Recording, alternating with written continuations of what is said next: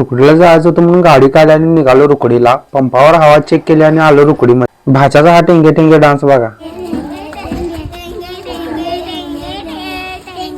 तर भावानं रुकडीत होती धैर्यशील माने यांची खासदार दहीहंडी. दहीहंडीचं दुसरं वर्ष होतं. दहीहंडी निमित्त ही मर्दानी खेळाचा असं कार्यक्रम घेतला. तर भावानं प्रेक्षकांच्या लईच प्रतीक्षानंतर दहीहंडीचा कार्यक्रम अखेर सुरू झाला. तर भावानं अनेक मंडळांचे बरेच प्रयत्न फेल झाले आणि कधी एकदा दहीहंडी फुटते असं सगळ्यांना झालं होतं. तर भावानं गेल्या वर्षी ज्या मंडळाने दहीहंडी फोडली होती त्या मंडळाचा प्रयत्न सुरू झाला.